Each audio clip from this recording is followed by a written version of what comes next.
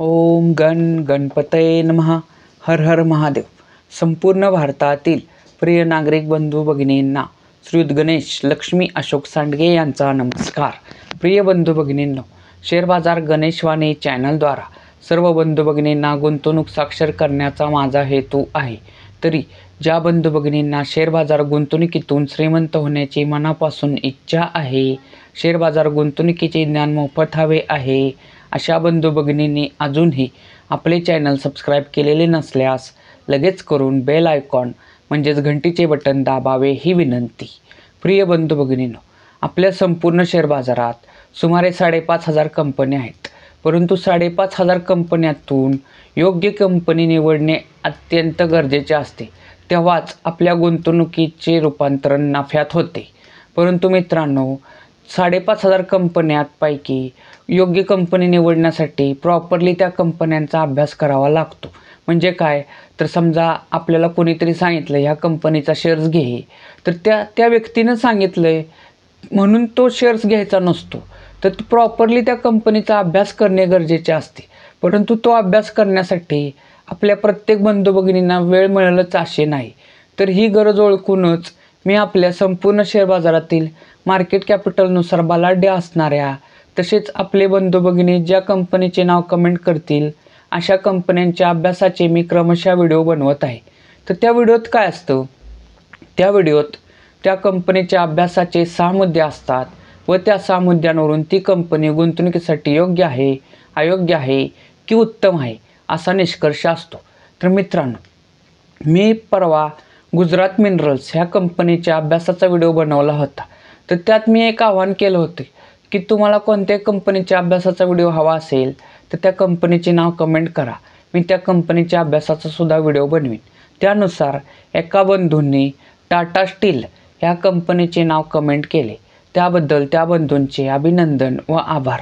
तर मित्रांनो, आज आपण टाटा स्टील ह्या कंपनीच्या अभ्यासाचे 6 मुद्दे पाहून ही कंपनी गुंतवणुकीसाठी योग्य आहे, अयोग्य आहे की उत्तम आहे असा निष्कर्ष काढणार आहोत. तर संपूर्ण व्हिडिओ पहा ही विनंती. तर प्रिय बंधू भगिनींनो, कोणत्याही कंपनीचा अभ्यास करताना प्रथम मुद्दा बघणे अत्यंत गरजेचे असते, तो म्हणजे त्या कंपनीचे नाव व सेक्टर. तर मित्रांनो, आज आपण ज्या कंपनीचा अभ्यास करणार आहे त्या कंपनीचे नाव आहे टाटा स्टील.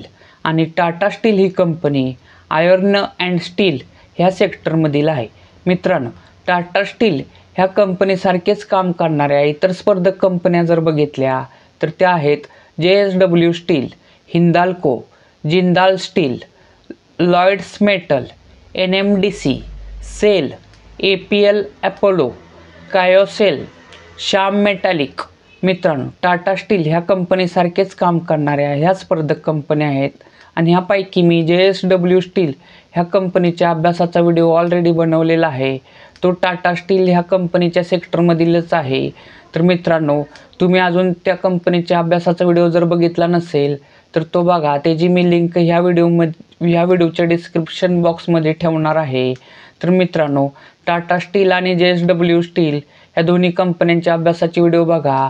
त्यातून तुम्हाला एक निष्कर्ष मिळेल की दोन्ही कंपन्यांपैकी उत्तम कंपनी कोणती आहे. दोन्ही कंपन्यांची तुलना करा.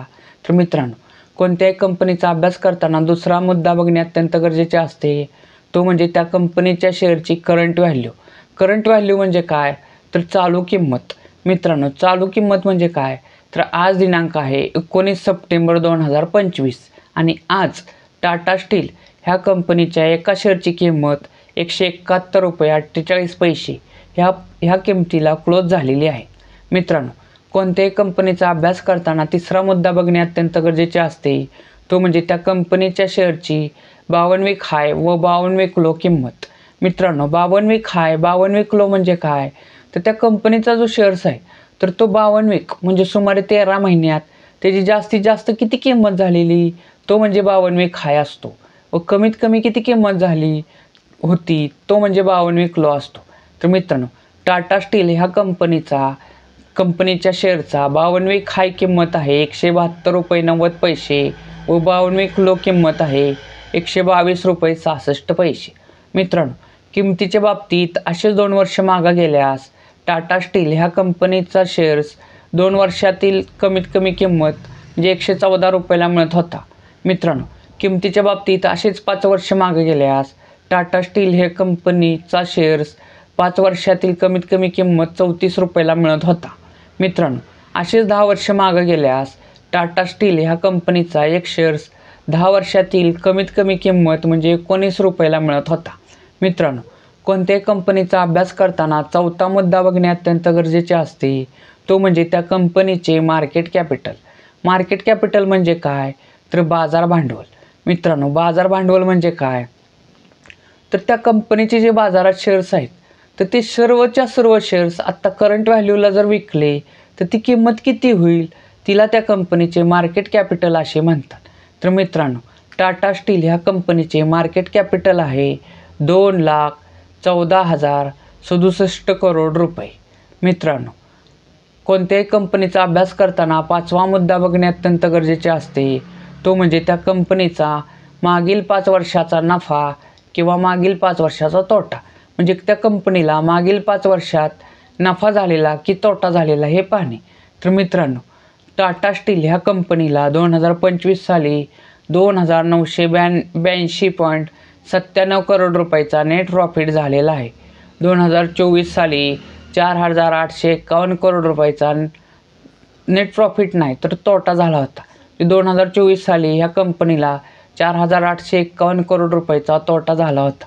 2023 साली 7,657.23 करोड रुपयाचा नेट प्रॉफिट म्हणजेच निव्वळ नफा झाला होता.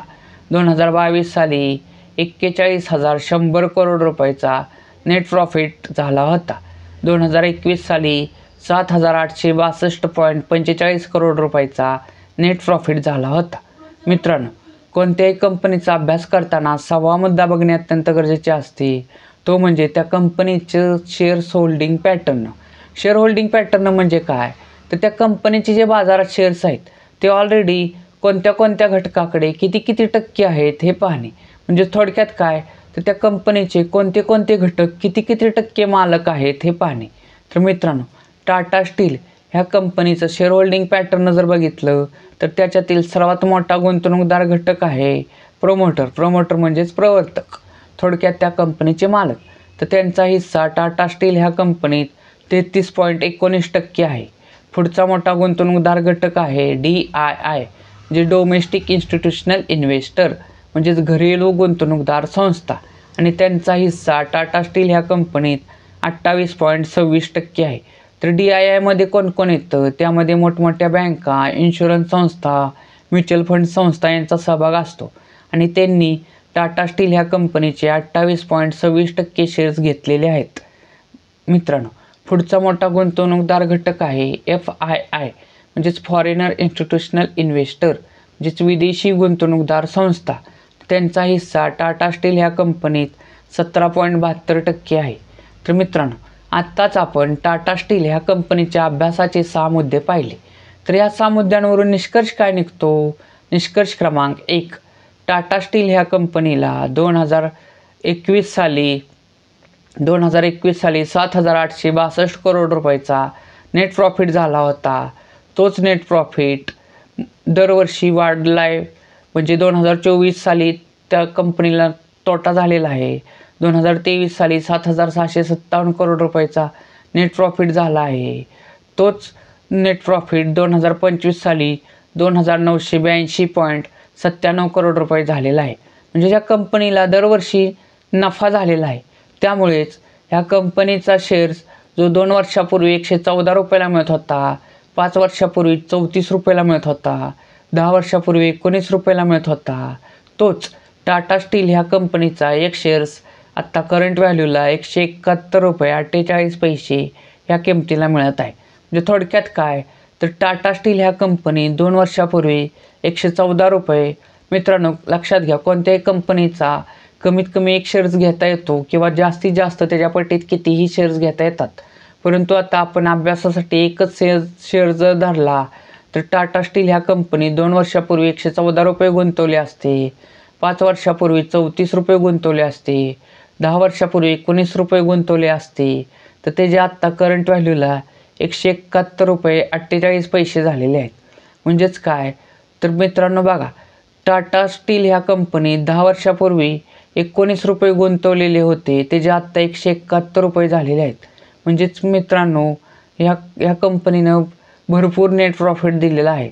मित्रांनो, एवढीच रक्कम जर बँकेच्या एफ.डीत ठेवली असती तर त्याचे किती रुपये झाले असते हे तुम्ही मला कमेंट करून सांगा. मित्रांनो, निष्कर्ष क्रमांक 2. निष्कर्ष क्रमांक 2 काय निघतो? टाटा स्टील ह्या कंपनीचं शेअर होल्डिंग पॅटर्न जर बघितलं तर त्याच्यात सर्वात मोठा गुंतवणूकदार घटक आहे प्रमोटर. प्रमोटरचा हिस्सा 33.19% आहे. परंतु मित्रांनो, लक्षात घ्या, कोणतीही उत्तम कंपनी असती त्याच्यात प्रमोटर हे होल्डिंग हे कमीत कमी 50% किंवा त्याच्यापेक्षा अधिक असते. परंतु टाटा स्टील ह्या कंपनीत ते 33.19% आहे. म्हणजेच योग्य आहे परंतु उत्तम नाही. मित्रांनो, निष्कर्ष क्रमांक 3. निष्कर्ष क्रमांक 3 काय निघतो? टाटा स्टील ह्या कंपनीला 2021 सालापासून सतत नेट प्रॉफिट होत आहे. 2024 साली तोटा झाला होता, परंतु 2025 साली 2,982 करोड रुपयाचा नेट प्रॉफिट झालेला आहे. परंतु 2021शी जर तुलना केली तर 2021 साली 7,862 करोड रुपयाचा नेट प्रॉफिट झाला होता. त्याच्यापेक्षा 2025 साली नेट प्रॉफिट कमी झालेला आहे. जिच्या कंपनीला नेट प्रॉफिट होतोय पण त्या नेट प्रॉफिटमध्ये वाढ दिसत नाही. त्यामुळे ही कंपनी गुंतवणुकीसाठी योग्य आहे परंतु उत्तम नाही. तसेच प्रमोटर होल्डिंग ही 50% पेक्षा कमी आहे. म्हणजेच काय तर टाटा स्टील ही कंपनी गुंतवणुकीसाठी योग्य आहे परंतु वार्षिक विश्लेषणानुसार टाटा स्टील ही कंपनी गुंतवणुकीसाठी उत्तम नाही. मित्रांनो, टाटा स्टील ह्या कंपनीच्या अभ्यासाचा व्हिडिओ जर तुम्हाला आवडला असेल तर जास्तीत जास्त लाईक करा. तसेच ह्या सेक्टरमधील JSW स्टील ह्या कंपनीच्या व्हिडिओची लिंक मी ह्या टाटा स्टील ह्या व्हिडिओमध्ये मी डिस्क्रिप्शनमध्ये ठेवलेली आहे. तर तुम्ही अजून JSW स्टील ह्या कंपनीचा व्हिडिओ जर बघितला नसाल तर तो बघा. तसेच मित्रांनो, टाटा स्टील ह्या कंपनीचा व्हिडिओ जर आवडला असेल तर जास्तीत जास्त लाईक, कमेंट, शेअर करा. तसेच मित्रांनो, एक आव्हान, आपण जे सध्या सर्व कंपन्यांच्या अभ्यासाचे व्हिडिओ बनवत आहेत तर ते ऑलरेडी मार्केटमध्ये असणाऱ्या आपल्या बंधू भगिनींना अतिशय मार्गदर्शक ठरत आहेत. परंतु ज्या बंधू भगिनींना शेअर बाजार म्हणजे काहीच माहीत नाही त्यांच्यासाठी आपण लवकरच शेअर बाजार अभ्यासक्रम हे सदर चालू करणार आहोत.